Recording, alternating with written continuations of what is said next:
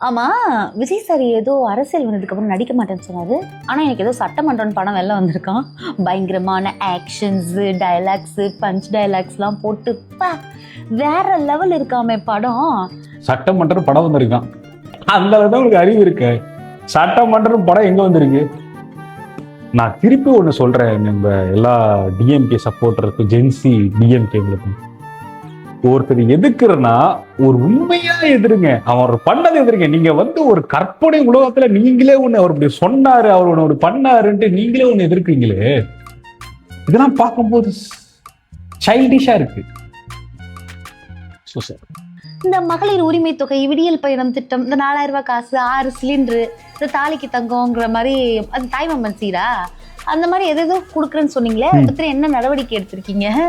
மக்களுக்கு இன்னைக்கு நாங்க இன்னைக்கு மேடம், உங்களுக்கு சரியான அறிவு இருக்கு.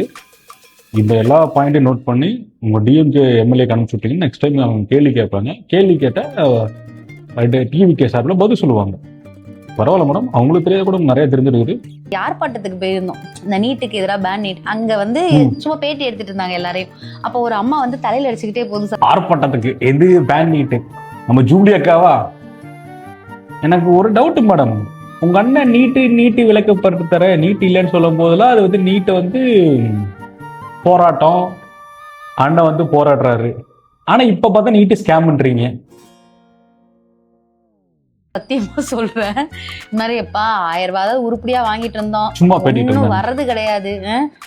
எப்படி மேடம் புதுசா போய் பேசுறீங்க? அந்த அம்மா அப்படி போச்சுன்னா வீடியோ எடுக்க வேண்டியதானே? வீடியோ எடுத்து போட அந்த அம்மா நீங்க ஜென்சி எத்தனை அந்த அம்மாட்ட வீடியோ எடுத்து கேட்க வேண்டியதானே? சும்மா போற போக்குல எங்க அமெரிக்கால எங்க மாமா சொன்னாரு, நேற்றுதான் நான் பார்த்தேன், பக்கத்து வீட்டுக்கார சொன்னான், இப்பதான் ஜஸ்ட் நான் ஒருத்தர் சொல்லிட்டு போனாரு, தளபதி சொல்றப்ப இன்னுமா இந்த பழைய டெக்னிக் எல்லாம் ஃபாலோ பண்ணிருக்கீங்க? என்னத்த நீங்க என்ன பண்ணிட்டு இருக்கீங்க புரியல எனக்கு ஒண்ணுன்னு சொல்லிட்டு அவங்க புலம்பிட்டு போறாங்க. இப்படிதான் பல மகளிர் வெளியில புலம்பிட்டு இருக்காங்க. உள்ள நின்று மாஸ் டயலாக் பேசி இந்த மாதிரி சீன் போட்டு பல மகளிர்கள் புலம்பிட்டு இருக்காங்க. இதை பார்த்தா பல மகளிர்கள் புலம்புன மாதிரி தெரியல மேடம், ஒரே ஒரு மகளிர் நீங்க தான் புலம்புன மாதிரி தெரியுது. பார்த்தாலே தெரியுது. ரொம்ப பாதிக்கப்பட்டிருக்கீங்கன்னு நினைக்கிறேன்.